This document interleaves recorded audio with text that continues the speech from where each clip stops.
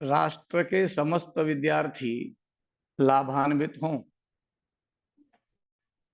इस दृष्टि से ये महत्वपूर्ण यज्ञ है। क्योंकि योजना पूर्वक भारत की सारी कलाओं को बहुत पीछे छोड़ने का षड्यंत्र किया गया था, जिससे हम उस आत्म गौरव की अनुभूति न कर सकें जो एक श्रेष्ठ राष्ट्र के नागरिक के मन में होनी चाहिए। उस दोष को निराकृत करते हुए अब हमारे सारे ग्रंथों में वर्णित विभिन्न कला विद्यार्थियों के समक्ष प्रशस्त होंगी। इस दृष्टि से विभिन्न व्याख्यानों के क्रम में आज का व्याख्यान है। मैं रामचरितमानस का विद्यार्थी हूं और मानस के विद्यार्थी के नाते जो मुझे समझ में आया वह भारतीय ज्ञान परंपरा की दृष्टि से मैं आपके समक्ष रखता हूं।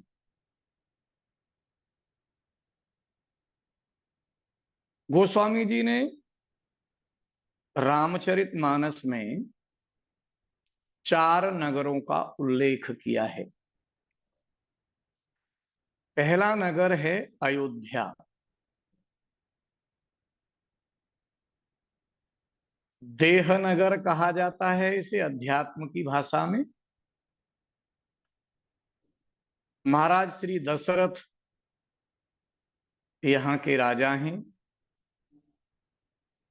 पुरुषार्थ से किस प्रकार एक नगर को खड़ा किया जा सकता है, आज के युग में भी हमें अपने नगर में किस प्रकार की रचनाएं बनानी चाहिए, इस देह नगर के माध्यम से यह अत्यंत महत्वपूर्ण वर्णन हम सबको प्राप्त होता है।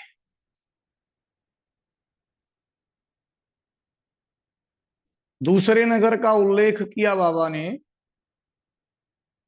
विदेह नगर, मिथिला। साक्षात लक्ष्मी का जहां निवास हो, उस नगर की रचना का वर्णन भला कोई क्या कर सकता है। प्रासाद किस प्रकार के हैं, नगर रचना किस प्रकार की है, का अत्यंत सौंदर्यपूर्ण वर्णन संकेत के माध्यम से रामचरितमानस के बाल कांड में हमको प्राप्त होता है।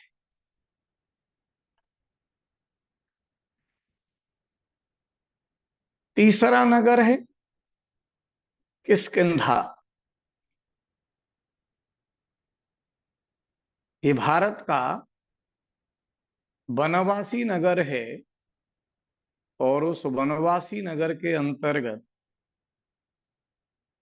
कैसे एक व्यक्ति अपने राजप्रासाद में सुखोपभोग करता है, इसका संकेत से विवेचन किया गया है। मानस का चौथा नगर है जिसको भोग नगर कहा जाता है अध्यात्म की दृष्टि से, लंका।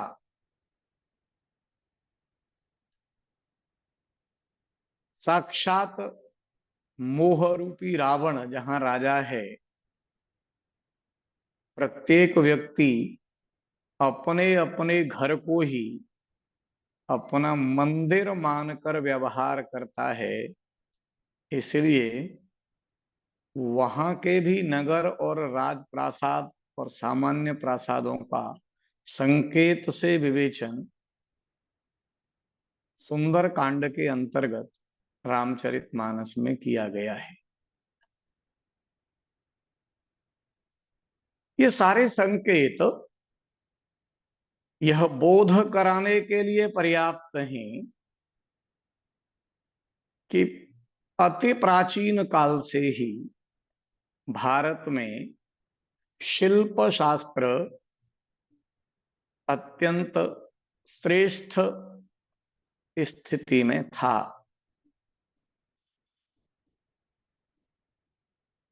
नहीं दरिद्र सम दुख जग माही, उत्तरकांड में कहकर जीवन की मूलभूत आवश्यकताओं की यहाँ कभी उपेक्षा नहीं की गई, इस बात की ओर संकेत किया गया है। क्योंकि दरिद्रता का अर्थ है जहां रोटी कपड़ा और मकान की भी व्यवस्था न हो सके, मूलभूत आवश्यकताओं की पूर्ति नहीं हो सके। पूरे राम राज्य में कोई दरिद्र नहीं था, नहीं दरिद्र पहला ही शब्द प्रयोग किया गया। अर्थात भोजन, वस्त्र और भवन, इन सब की समुचित व्यवस्था प्रत्येक व्यक्ति के लिए थी। विदेह नगर में तो नृप ग्रह सरिस सदन सब केरे कहा गया है। विदेह नगर है इसलिए यहां विषमता नहीं है, समता है। सबके लिए समान सदन आज के समय के लिए भी जो आदर्श स्थिति हो सकती है, उसका उल्लेख इस अर्धाली में किया गया। आज भी भारत में शिल्प की दृष्टि से एक जैसे भवन बनाने का जो हमें स्वरूप प्राप्त होता है, चाहे पिंक सिटी जयपुर में प्राप्त होता हो, समान सेक्टर की रचना चंडीगढ़ में प्राप्त होती हो, बागलकोट में उस तरह की रचना दिखाई देती हो, वैसी शिल्प रचना का संकेत जनकपुर में मिलता है।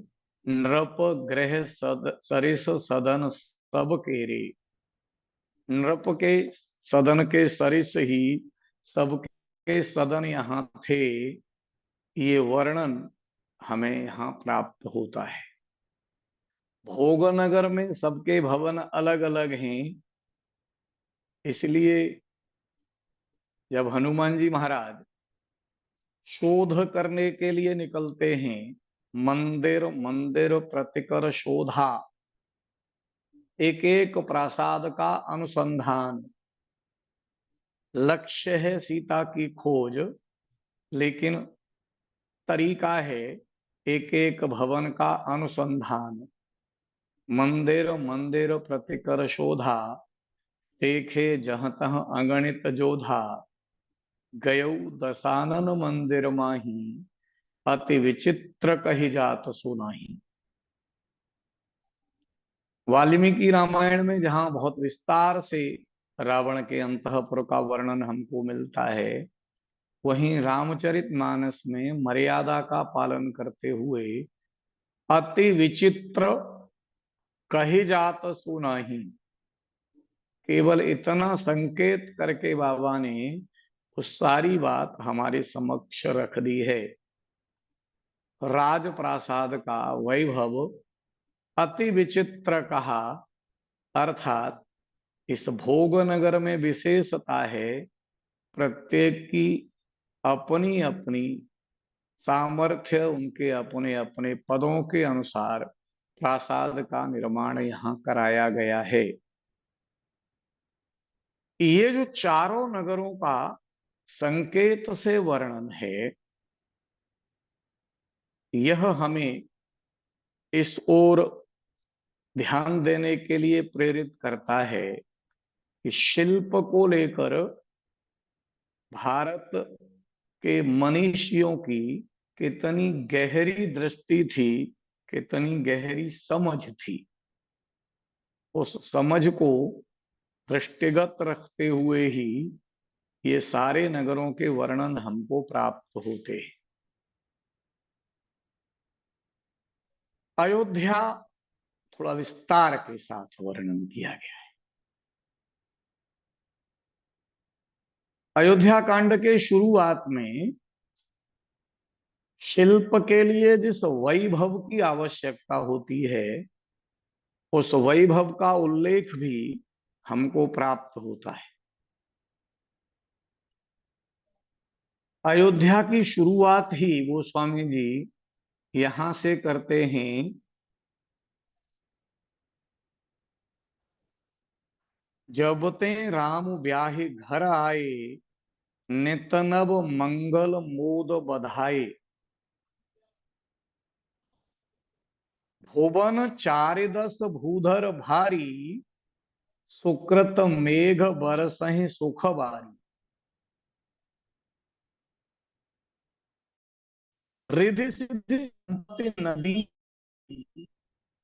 उमंग अबध अम्बुधि कहूँ आई।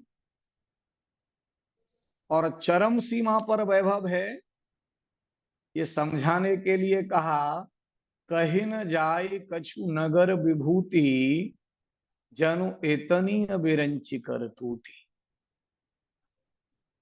इस नगर के वैभव का वर्णन नहीं किया जा सकता, मानो विधाता की करतूत इतनी ही है। सब विधि सब पुरलोग सुखारी।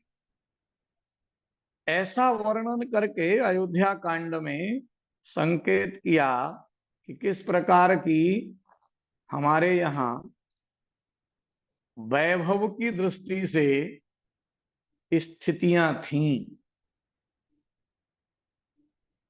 उत्तर कांड में इसके शिल्प का संकेत मिलता है। उत्तर कांड के दोहा क्रमांक 27 में उन्होंने हमें थोड़ा संकेत दिया रचना का। रचना किस प्रकार की है, उन्होंने उस रचना का संकेत हमारे समक्ष रखा है। अवधपुरी बासिन कर, सुख संपदा समाज, सहस शेष नहीं कह सकहीं, जहन पर राम विराज। सैकड़ों शेषनाग भी वर्णन नहीं कर सकते। और तब एक दृश्य हमारे सामने रखा, शिल्प के दर्शन का एक हमारे सामने अनूठा प्रयोग रखा। नारदादि सनकादि मुनीसा, दर्शन लागी कौशलाधीसा। दिन प्रति सकल अयोध्या वहीं, देखी नगरु बिरागु बिसरा वहीं। नारद आदि सनकादि सब बड़े बड़े मुनि कौशल राज श्री राम जी के दर्शन के लिए प्रतिदिन अयोध्या आते हैं। पर यही एक सूत्र दे दिया, देख नगर विराग विसराग। नगर देख कर वैराग्य भुला देते हैं। नगर में अभी पहुंचे नहीं हैं, जहां से नगर देख पड़ा वहीं से वैराग्य भुला दिया। अर्थात ये इच्छा करने लगते हैं कि हम अयोध्या जी के गृहस्थ होते तो अच्छा था। इसलिए नगर रचना कितनी प्रभावी रही होगी कि नगर में प्रवेश करने के पूर्व ही, अर्थात नगर को बाहर से देख कर ही विराग विसरा वहीं। इंद्रिय का विषय में लगना ये राग है, और जगत के पदार्थों से इस राग को यहां आकर उनके मन में उत्पन्न होना, विराग का भूल जाना। भगवान के नाम, रूप, लीला और धाम, ये चारों नित्य हैं। इस दृष्टि से ये बहुत श्रेष्ठ दर्शक हमारे सामने रखे। नारदादि सनकादि मुनीसा। वर्णन अयोध्यापुरी का है, नारदादि सनकादि का नहीं।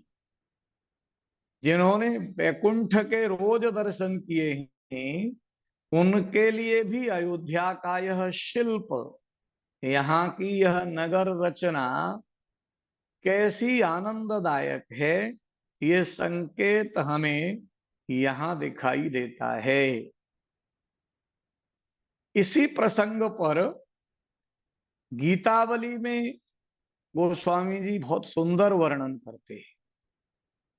देखत अवध को आनंद, बरसत सुमन निशिदिन, देव तनिको वृंद, नगर रचना सिखन को, विधि तकत बहुविधि बंद, निपट लागत अगम जो, जल चरहि गमन सुछंद, मुदित परलोगन सराहत निरख सुखमा कंद, जिनके सुवल चख पियत राम मुखार बिंद मकरंद, मध्य भौम बिलोक चलत दिन दिनेश उड़ुगन चंद, रामपुरी बिलोक तुलसी मिटत सब दुख द्वंद। ये जो शिल्प की श्रेष्ठता है वो अवधपुरी के वर्णन के माध्यम से हमारे समक्ष उन्होंने रखी है। गीतावली के 7वें कांड के 23वें पद के रूप में ये वर्णन हमको प्राप्त होता है। सनकादिक नारदादि मुनियों के माध्यम से हमको अयोध्या का यह वर्णन, अयोध्या का यह दर्शन गोस्वामी जी करा रहे हैं। इससे हमारे मन में अयोध्या के शिल्प की श्रेष्ठता का बोध हो सके। नगर रचना का वर्णन करते हुए वे कहते हैं, जात रूप मन रचित अटारी, नाना रंग रुचिर गच ढारी। वो वर्णन कर रहे हैं, आप शब्द प्रयोग का आनंद लीजिए और अयोध्या के शिल्प का दर्शन कीजिए। जात रूप मन रचित अटारी,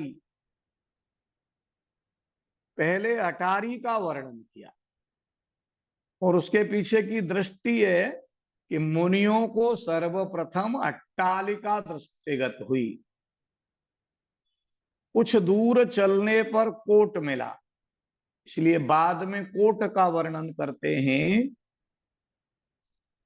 दृष्टि उन्होंने बहुत स्पष्ट रखी, जात रूप मन रचित अटारी, इतना सुंदर वर्णन करते हैं।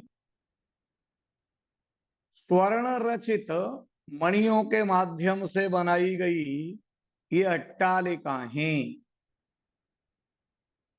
नाना रंग रुचिर गच ढारी,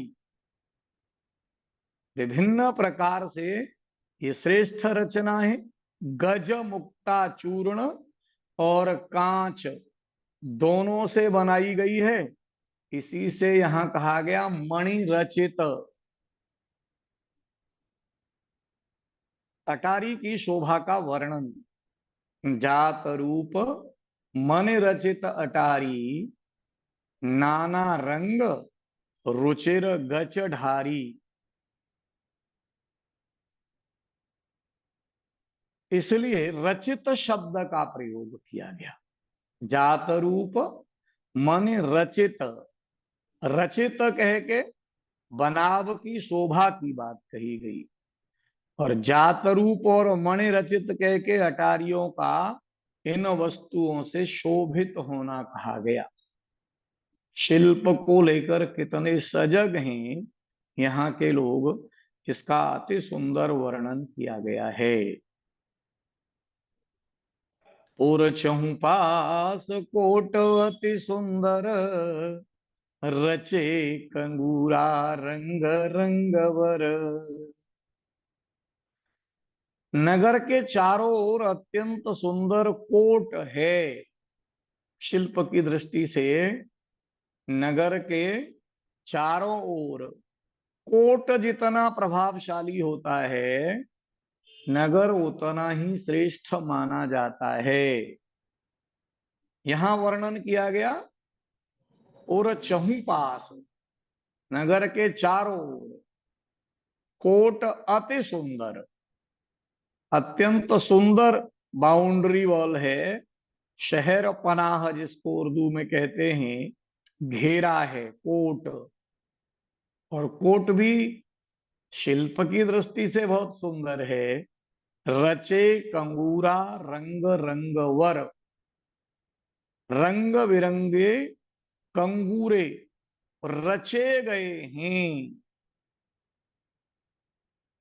इन कंगूरों की उत्प्रेक्षा हमारे सामने रखते हैं। नवग्रह ने करनीक बनाई, जनु घेरी अमरावती आई। ऐसा लगता है मानो नवग्रहों ने बड़ी भारी सेना बनाकर अमरावती को आकर घेरा हो।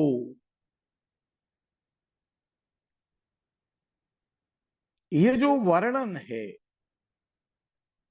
वो हमें शिल्प के दृष्टि से इस बात की ओर ले जाता है कि हमारे पूर्वज कितने जागरूक थे शिल्प की रचना की दृष्टि से।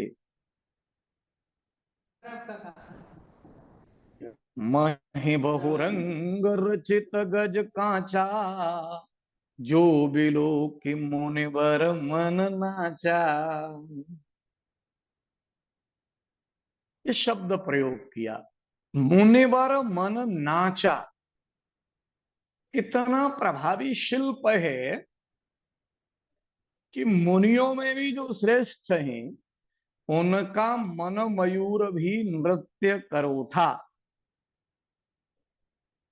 अयोध्यापुरी के घेरे की उपमा इंद्रपुरी से दी गई है। अयोध्यापुरी की उपमा नहीं दी गई। इंद्रपुरी इसकी उपमा के योग्य नहीं है। घेरे की उपमा के योग्य समझकर उसकी उपमा दी। इसलिए अमरावती के वीरों को अनेक रंग का कहा। रचे कंगूरा रंग रंगवर। कोट में जो अनेक देवताओं के चित्र बने हुए हैं उनको मानो देवता कहा गया। इसीलिए कोट को अमरावती की उपमा दी गई। अमरावती के सारे देवताओं के चित्र इस अयोध्या के कंगूरे पर उकेरे गए थे। इसलिए पुरी का कोट और इंद्रपुरी अमरावती कोट के कंगूरे परस्पर उपमेय उपमान हैं। नवग्रह शुभाशुभ फलों के दाता हैं। कोट राजा का है, उसके यहां से मनुष्यों को शुभाशुभ फल मिलता है। इस दृष्टि से ये विवेचन हमको यहाँ प्राप्त होता है। मुनिवर मन नाचा, इसका भाव ये है कि यहाँ जो रचना है वो अत्यंत अद्भुत है। ऐसा वर्णन प्रतीत हो रहा है जैसे इंद्रपुरी को पकड़कर यहाँ कैद रखा है। इंद्रपुरी तुल्य सेनादि के रहने के मंदिर हैं, पुर के मंदिरों की तो उपमा ही नहीं है। इस दृष्टि से यह वर्णन हमको प्राप्त होता है। महि बहुरंग रचित गज कांचा, ये कह के बहुरंग रचित गज कांचा उस शिल्प की ओर हमारा ध्यान आकर्षित किया है। जो गच है उस शब्द की योजना अत्यंत सुसंगत है। शिल्प कितना प्रभावी है, संकेत किया। धवल धाम ऊपर नभ चुंबत, कलश मनहु रवि शशि दुति निंदत। जो भवन बने हुए हैं कितने विशाल हैं। भारत में हमेशा से भवनों के लिए गगनचुंबी ये संकेत हमको प्राप्त होता है। यहां भी उस परंपरा का निर्वाह मिलता है। धवल धाम, धाम कैसे है? धवल, और ऊंचाई क्या है? ऊपर नभ चुंबत। ऐसा लगता है जैसे गगन चुंबी इमारतें हैं। कलश मनहु रवि शशि दुति निंदत। इन महल के ऊपर जो कलश लगे हुए हैं,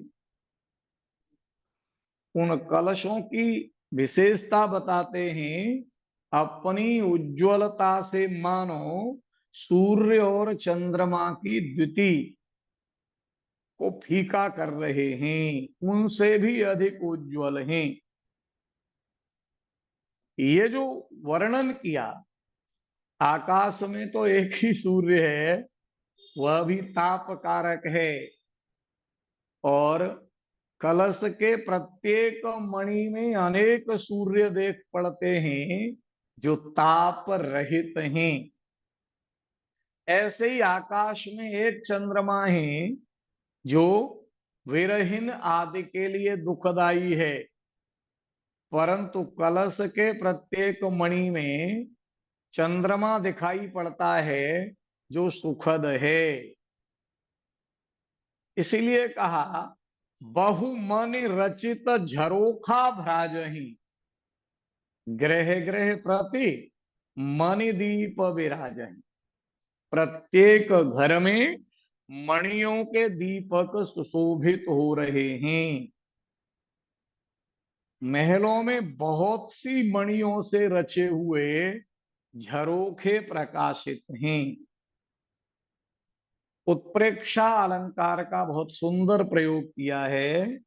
ग्रह ग्रह प्रति मणिदीप विराजही, ये कहकर ऐसा सूचित किया है, दिन की शोभा के बाद इन भवनों की रात्रि की शोभा कैसी है?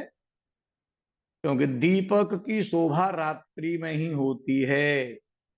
झरोखे और मणिदीप को समीप वर्णन करने से ये सूचित करते हैं, उन झरोखों में मणिदीप रखे हुए हैं। झरोखे इसलिए बनाए जाते हैं कि बाहर का पवन भीतर और भीतर का पवन बाहर आता जाता रहे। शिल्प की दृष्टि से अत्यंत महत्वपूर्ण बातों का कितना चिंतन हमारे पूर्वज किया करते थे, इसका बोध हमें इस वर्णन के माध्यम से होता है।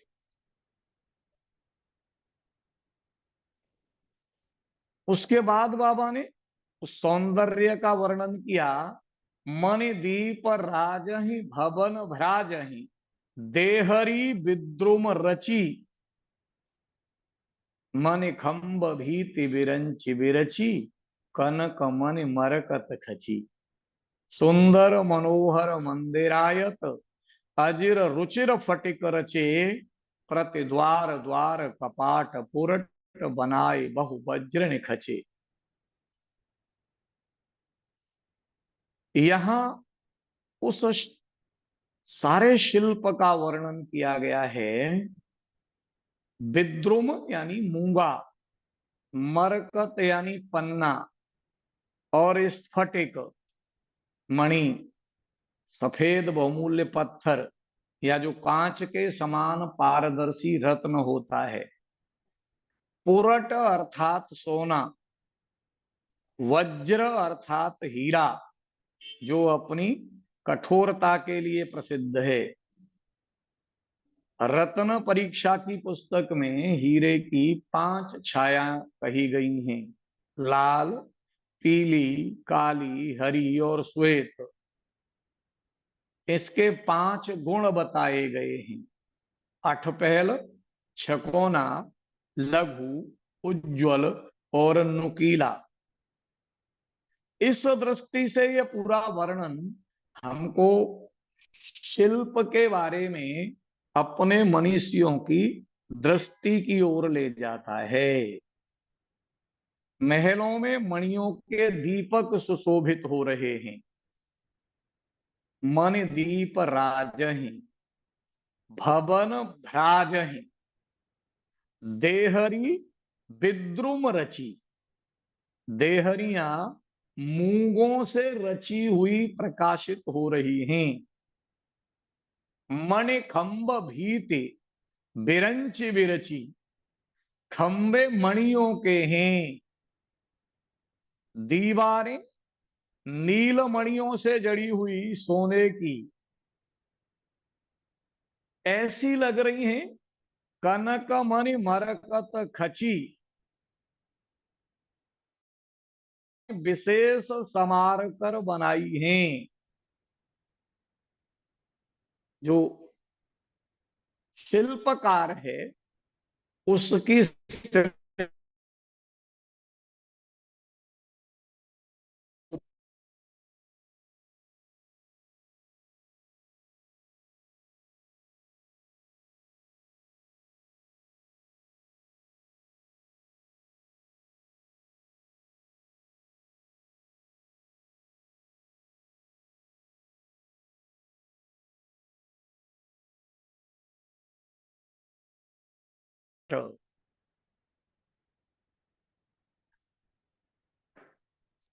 प्रत्येक दरवाजे पर बहुत से अनेक प्रकार के हीरों से अच्छी तरह से जड़े हुए द्वार द्वार कपाट पुरट बनाई बहु वज्रन खचे। दरवाजे को लेकर कितने सजग हैं। दरवाजे की रचना के लिए जो शब्द प्रयोग किया गया वज्रन खचे, हीरे से अर्थात सुदृढ़ता की दृष्टि से अत्यंत श्रेष्ठ ढंग से बनाए गए हैं। हीरों से अच्छी तरह जड़े हुए सोने के किवाड़ लगे हैं। भवन की प्रासाद की रचना का यह अत्यंत श्रेष्ठ उदाहरण हमारे समक्ष वर्णित किया गया है।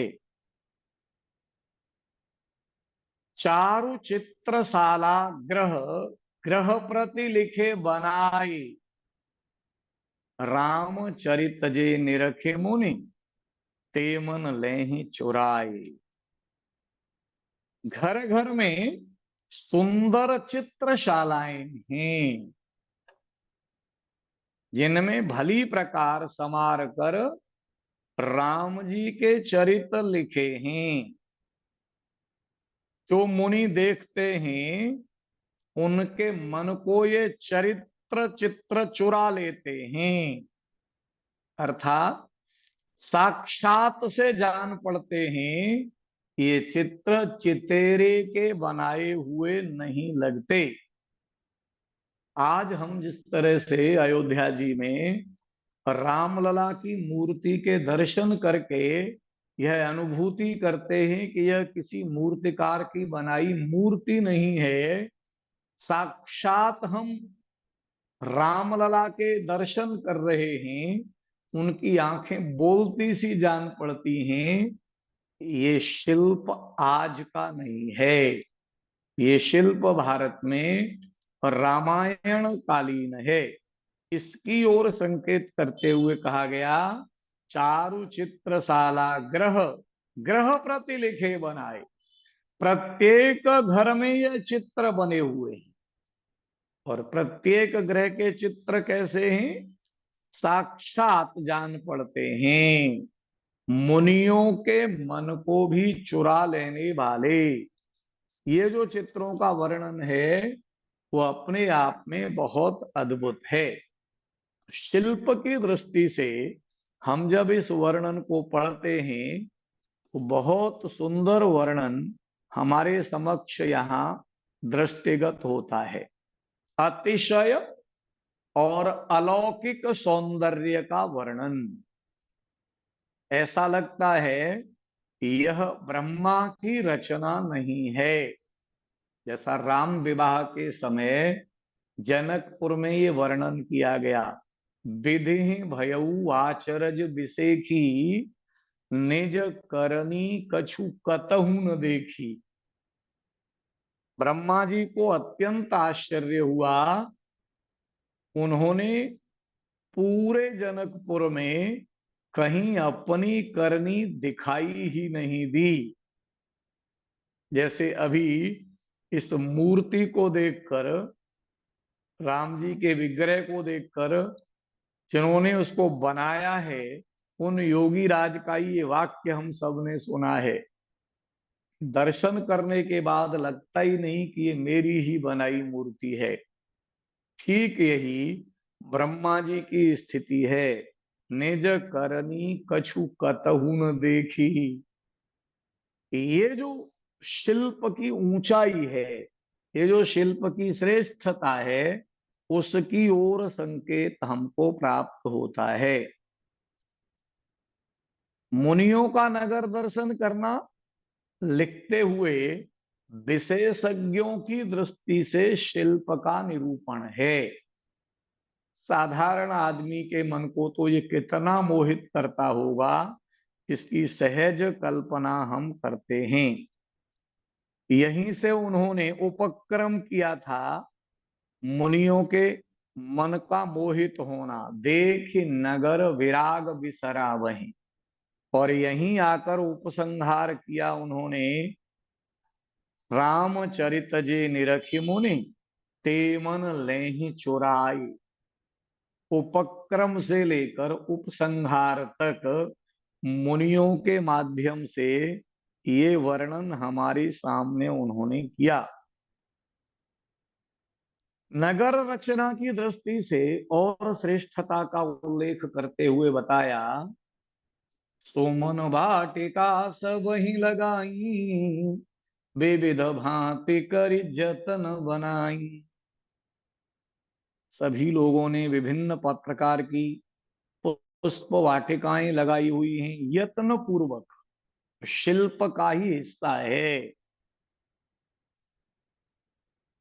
भवन में प्रासाद की शोभा के लिए उस प्रासाद के अंतर्गत ही पुष्प वाटिकाओं की रचना और योजना है। अनेक प्रकार से यत्न करके बनाकर लगाई गई है। विविध भांति करी जतन बनाई। ऐसे ही कुछ फूल लगा दिए, कुछ पेड़ लगा दिए, ऐसा वर्णन नहीं है। विविध भांति करी जतन बनाई। इसलिए सुमन वाटिका का लगाना कहा। लता ललित बहुजाति सुहाई, फूल हैं सदा बसंत की नाई। उसके बाद लता का वर्णन करते हुए कहा, बहुजाति सुहाई। ऐसा कह के ये जनाया कि वृक्षों के अनुकूल, सुंदर, नवीन पल्लवित, विविध रंग के पुष्पों वाली बेलें उन पर दौड़ाई हैं, जो उनमें विशेष शोभित हों और वृक्षों की भी शोभा को बढ़ाएं। ये जो पूरा वर्णन हमारे समक्ष है, उस पूरे वर्णन को लेकर बहुत प्रभावी ढंग से शिल्प रचना की बात की। ऐसा लगता है जैसे हमेशा बसंत सा भाव रहता हो। उन लताओं के माध्यम से, फूलों के माध्यम से सदा बसंत की सृष्टि हमको अयोध्या में दृष्टिगत होती हो। गुंजत मधुकर मुखर मनोहर, मारुत त्रिविधि सदा वह सुंदर। नाना खग बालक निज आए, बोलत मधुर उड़ात सुहाए। बालकों ने अनेक पक्षी पाले, शब्द प्रयोग किया जे आए, जो मधुर शब्द बोलते हैं, उड़ने में बहुत सुंदर लगते हैं। मोर हंस सारस पारावत, भवन निपर शोभा पावत। केवल पत्थर, केवल मणि, केवल कंक्रीट का जंगल नहीं है हमारे यहाँ का शिल्प। उस शिल्प को कैसे जीवंत किया जाता है, इसका बहुत अद्भुत वर्णन उन्होंने हमारे समक्ष किया।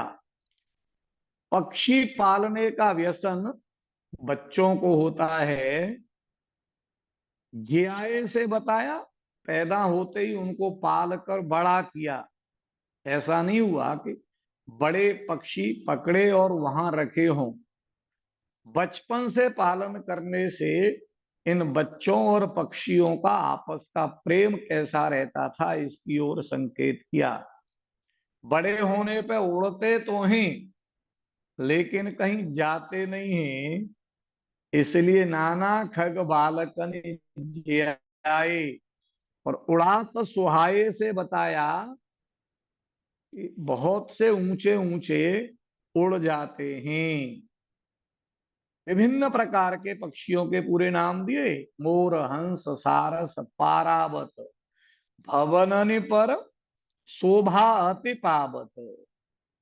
मोर अपनी बोली और नृत्य से, हंस और सारस बोली से, और कबूतर उड़ान से शोभा को प्राप्त होते हैं। जहां तह देख ही निज परछाई। अब दोनों का संयोग बताया। भवन बने हुए हैं मणियों से, और पक्षी हैं तो उन्हें अपना प्रतिबिंब दिखाई पड़ता है, जिसको वो अपना सजातीय दूसरा पक्षी जानकर बहुविधि पूजहि नृत्य कराही, विभिन्न प्रकार से बोलते हैं और नाचते हैं। सुख सारिका पढ़ावहि बालक, सारे बच्चे सुख और सारिकाओं को पढ़ाते हैं और बताते हैं, कहो राम रघुपति जन पालक। फिर उसके बाद जो वर्णन मिलता है बहुत सुंदर है। राज द्वार सकल विधि चारु, राज द्वार सब प्रकार से सुंदर है। ये सारे मुनि, नारदादि सनकादि, ये नगर दर्शन करते करते अब राजद्वार पर पहुंचे हैं। और जब राजद्वार पर पहुंचे, तब राजद्वार का वर्णन किया। सकल विधि चारु, जब नगर इतना सुंदर है तो राजद्वार कैसा होगा, इसकी सहज कल्पना आप कर सकते हैं। ये बताने के लिए उन्होंने कहा राजद्वार सकल विधि चारु, सब प्रकार से सुंदर है राजद्वार। बीथी चौहट रुचिर बाजारू, गलियां चौराहे बाजार सुंदर दीप्तिमान है। ये कहकर पूरे राजद्वार का अत्यंत सुंदर ढंग से वर्णन किया। जैसे पूर्व में कहा बालकांड में, शोभा दशरथ भवन की कोकवि वर्णे पार। बालकांड के दोहा क्रमांक 297 में, 297 में ये संकेत किया था।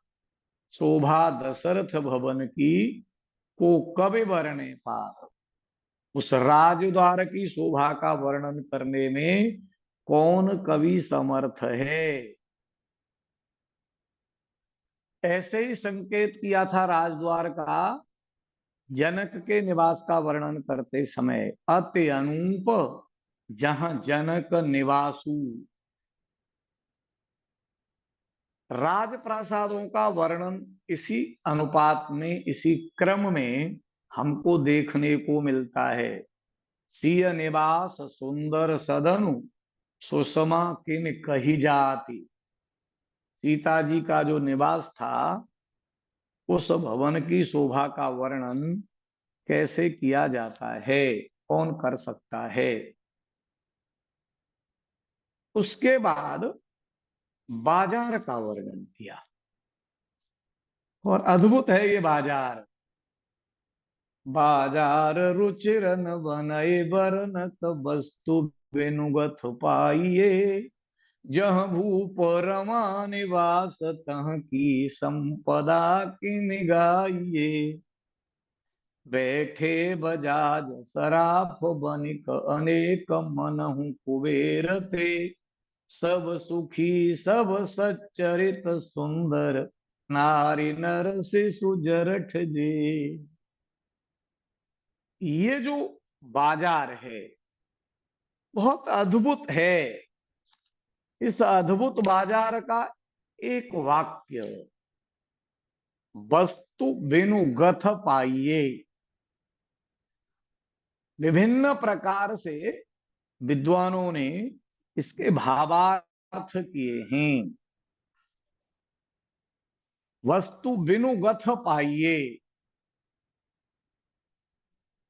क्योंकि हम अपने ढंग से सारी चीजों को समझने का प्रयत्न करते हैं। पाश्चात्य प्रभाव हमारे ऊपर इतना हावी है कि हम समुद्रगुप्त को भी भारतीय नेपोलियन कहते हैं, जबकि समुद्रगुप्त इतने समय पहले हुए और नेपोलियन समुद्रगुप्त से बहुत सालों बाद। इन दोनों के बीच के अंतर को भी हम ध्यान में नहीं रखते। 1200-1300 साल बाद होने वाला राजा, उसकी तुलना हम करते हैं समुद्रगुप्त भारतीय नेपोलियन। इसी तरह से हम कालिदास की तुलना करते हैं शेक्सपियर से, भारतीय शेक्सपियर। कहाँ बेचारा शेक्सपियर और कहाँ कालिदास। किसी ने नहीं कहा कि शेक्सपियर ब्रिटिश कालिदास, क्योंकि हमारे मन मस्तिष्क पर पाश्चात्य प्रभाव इतना ज्यादा है। इसलिए वस्तु बिनगत पाइये, उसका जो वास्तविक अर्थ था, उसको पचाने की सामर्थ्य अभी भी हमारे विद्वानों में नहीं आ पाई। वो कल्पना ही नहीं कर सकते कि बाजार में बैठे हो और बिना कीमत चुकाए कोई भी वस्तु इस बाजार से कोई भी व्यक्ति प्राप्त कर सकता था। फिर उन्होंने अपने ढंग से उस अर्थ की खींचतान करते हुए वस्तु बिनुगत पाइये, उसको ऐसे समझाने का प्रयास किया कि सब दुकानदार सत्यवादी और एक वचनी थे, इसलिए वस्तुओं का मोल भाव न करना पड़ता था।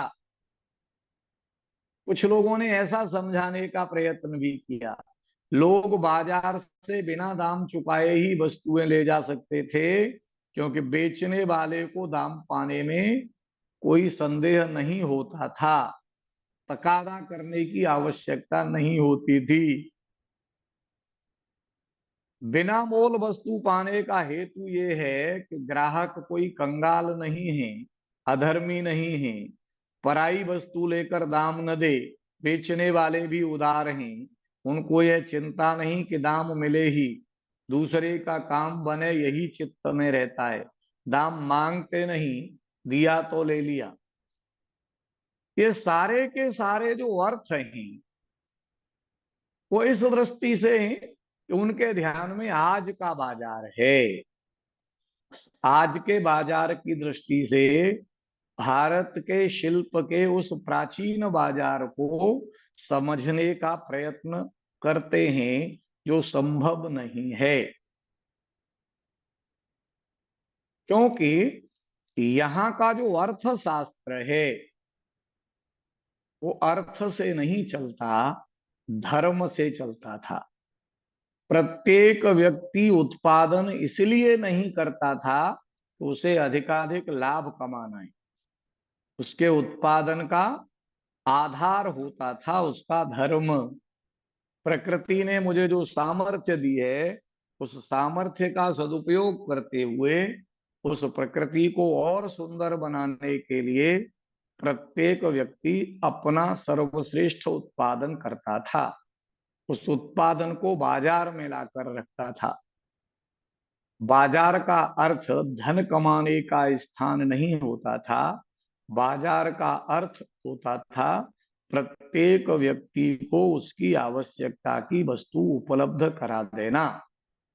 उस गुणवत्ता का श्रेष्ठ स्वरूप, उच्चतम गुणवत्ता वाली वस्तुएं एक स्थान पर हों जिससे प्रत्येक व्यक्ति अपनी अपनी रुचि की वस्तु लेकर जा सके।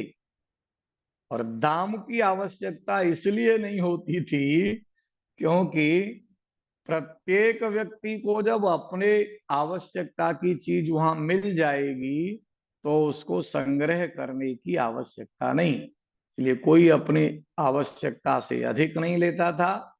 किसी भी प्रकार का मूल्य किसी को देने की आवश्यकता नहीं होती थी। मूल्य तो व्यक्ति तब लेगा जब उसे किसी से अधिक धनवान बनने की आवश्यकता हो। कोई वस्तु लेने के लिए उसे किसी की कीमत चुकानी पड़े। जब समाज में उसकी आवश्यकता ही नहीं थी, बिना किसी प्रकार के मूल्य के प्रत्येक व्यक्ति को सारी सामग्री प्राप्त हो सकती थी, तो फिर वस्तु के लेन देन के अतिरिक्त उस कीमत का कोई प्रयोजन नहीं होना चाहिए था। इसलिए बाजार जो वर्णन किया, शब्द प्रयोग किया, बाजार रुचिर न बनई वर्णत, उसका वर्णन नहीं किया जा सकता। वस्तु बिनु गथ पाइये, बिना मूल्य के आप कोई भी वस्तु वहां से प्राप्त कर सकते थे। राम राज्य की सहज सुख संपदा का कर्तव्य विमुख व्यक्ति के कोई स्थान ही नहीं है। उसे तो अपने कर्तव्य का पालन करना चाहिए। जब कर्तव्य का पालन करेगा तो उसे फिर और किसी दिक्कत की गुंजाइश ही नहीं थी किसी प्रकार का। इसीलिए उसको पूरा विश्वास था, मैं अपने कर्तव्य का पालन करूंगा तो मेरी आवश्यकता बराबर पूरी होती रहेगी। व्यर्थ का परिग्रह कोई व्यक्ति वहां नहीं करता था। संपत्ति का संग्रह इस पूरे राम राज्य में हमें कहीं दृष्टिगत नहीं होता। बैठे बजाज सराफ बनिक अनेक मनहु कुबेर ते, यहाँ साक्षात ऐसे दुकानदार बैठे थे। बजाज सराफ, ये जो शब्द प्रयोग किया, ये जो वणिक शब्द प्रयोग यहाँ होता है, वणिक मानो कुबेर साक्षात बैठे हों। और विशेषता बताई सब सुखी, यहाँ सारे लोग सुखी थे। और सुखी होने का कारण बताया, सब सच्चरित सुंदर नारी नर शिशु जरठ जे। एक और शिल्प की ओर हमारा ध्यान आकर्षित किया। उत्तर देश सरजू बहे निर्मल जल गंभीर, बांधे घाट मनोहर स्वल्प पंक नहीं तीर। ये जो वर्णन हमारे समक्ष किया उन्होंने, बांधे घाट मनोहर, यहां घाट किस प्रकार से बनाए गए थे उनका उल्लेख किया गया है। और स्वल्प पंकन ही तीर, उनके किनारे पर भी नाम मात्र के लिए भी कीचड़ नहीं होती थी। पर्यावरण, शुचिता, स्वच्छता, इन सब का इस शिल्प में कितना महत्वपूर्ण स्थान था। वो शिल्प भी जो सार्वजनिक है, सारे लोग जिसका प्रयोग कर रहे हैं, कैसे व्यवस्थित बनाया गया था। दूर फराक रुचिर सो घाटा, जह जल पियहि बाजी गज ठाटा।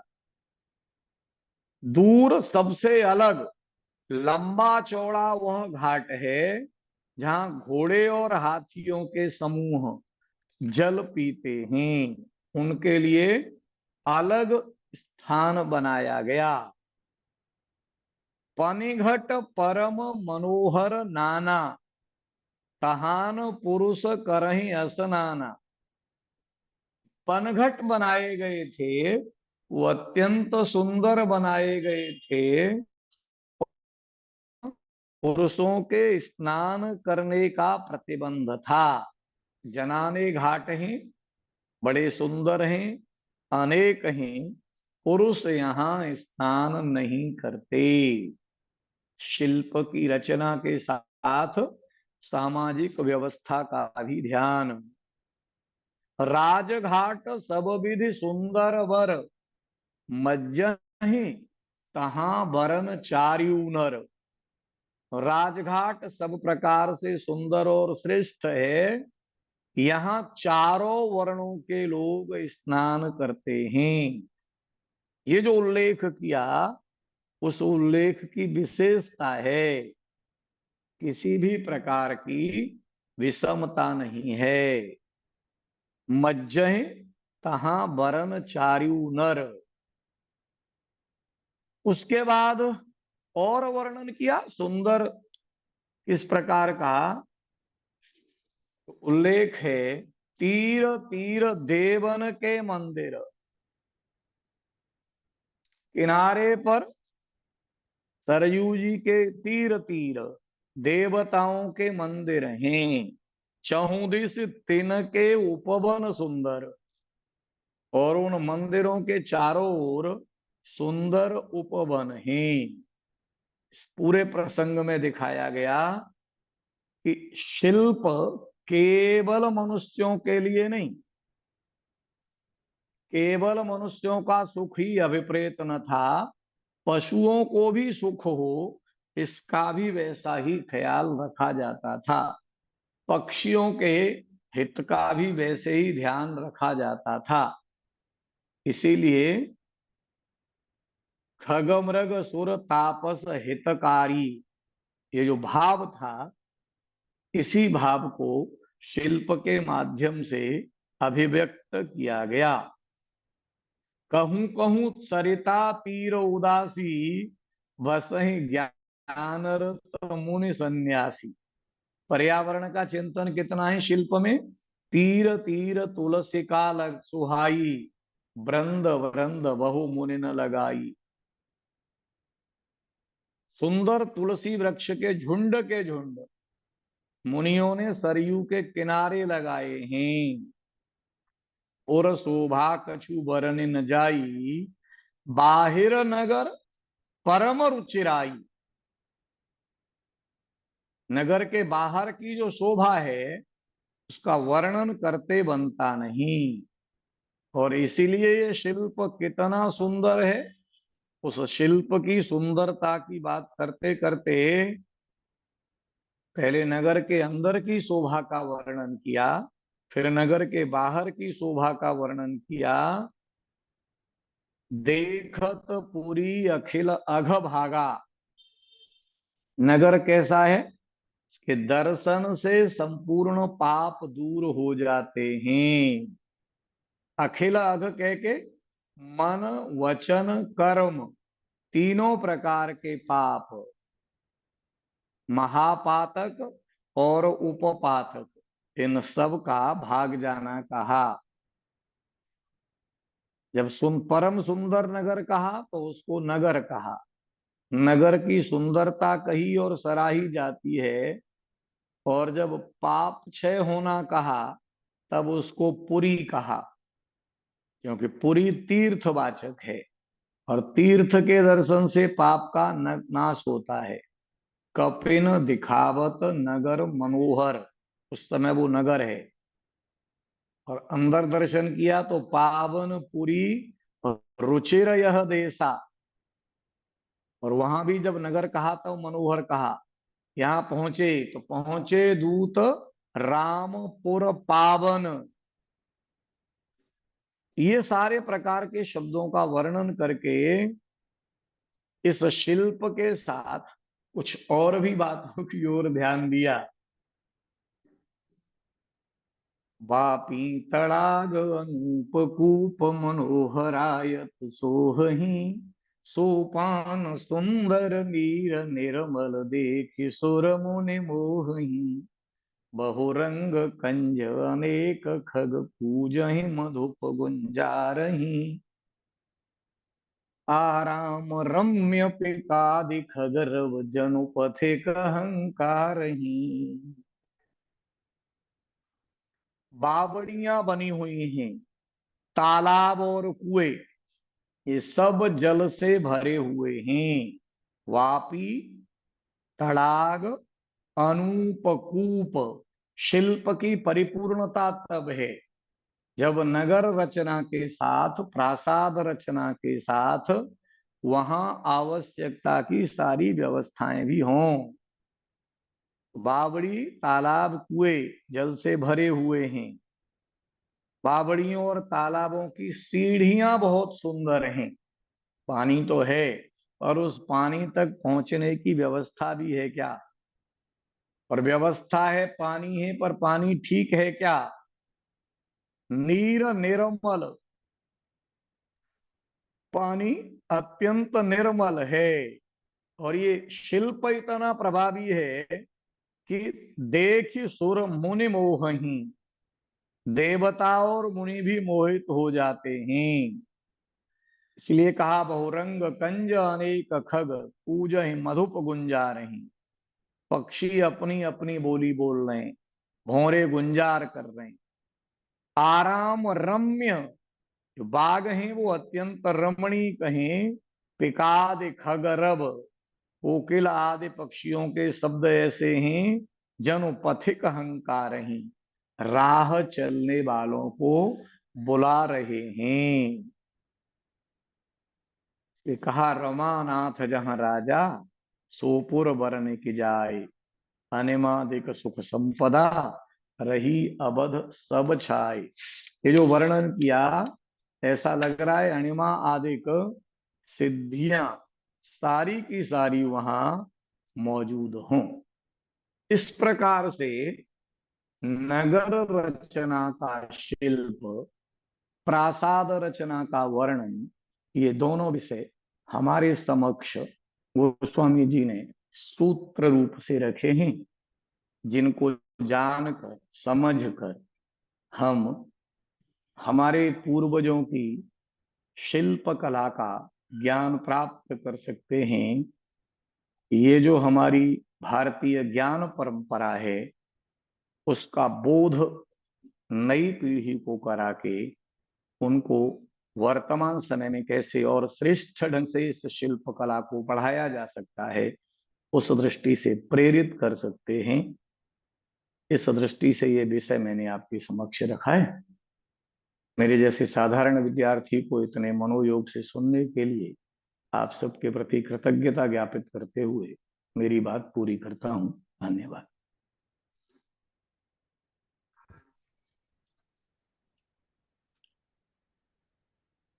धन्य हैं आचार्यवर, आपके इस सुमधुर राम कथा में भी इस प्रकार के गंभीर शिल्प शास्त्र के तत्वों को खोज करके निकालना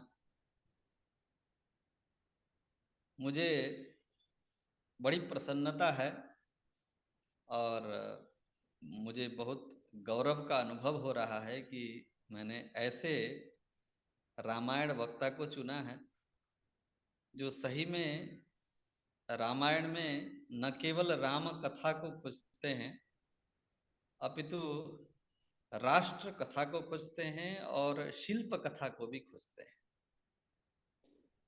इस प्रकार के प्रणाम आचार्य जी, प्रणाम।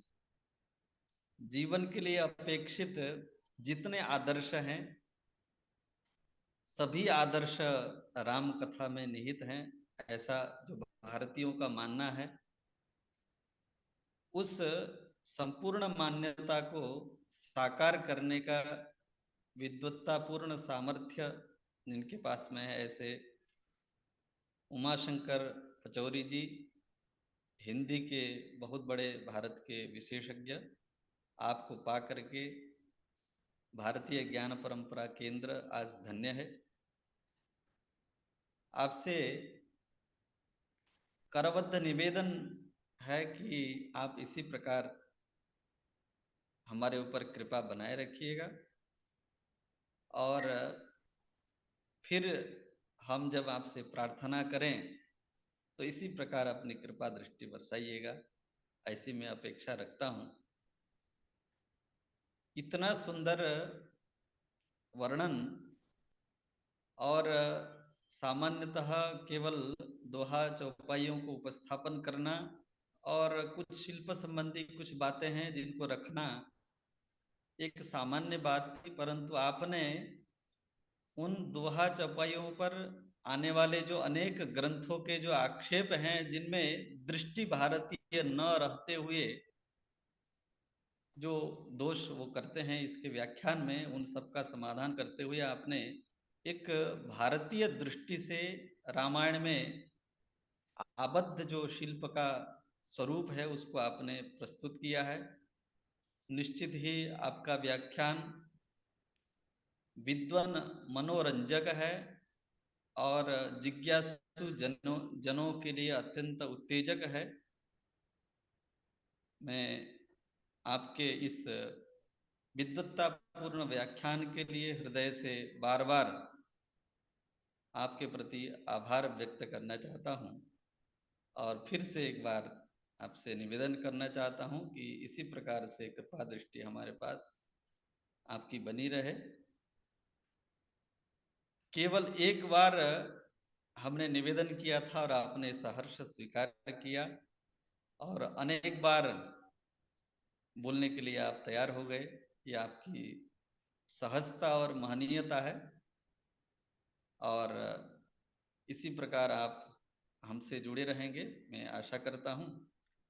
आज के इस सुंदर व्याख्यान के पश्चात हम लोग फिर से आपके अगले व्याख्यान की प्रतीक्षा में रहेंगे, जब आप आदेश करें, और हम लोग सुनने के लिए तैयार रहेंगे। यह रिकॉर्डिंग आज तो हम प्रत्यक्ष सुनने के सौभाग्यवान रहे, परंतु रिकॉर्डिंग भविष्य में रामायण के शिल्प संबंधी जिज्ञासुओं के लिए हमेशा भारतीय ज्ञान परंपरा केंद्र संपूर्णानंद संस्कृत विश्वविद्यालय की तरफ से यह रिकॉर्डिंग उपलब्ध रहेगा, और जितना हो सके हम इसका अधिकतम जिज्ञासुओं में प्रचार प्रसार करने का हम प्रयास करेंगे।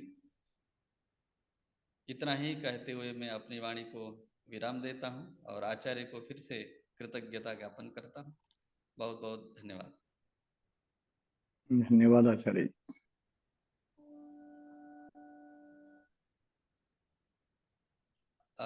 रिकॉर्डिंग बंद कर सकते हैं वेद प्रकाश जी।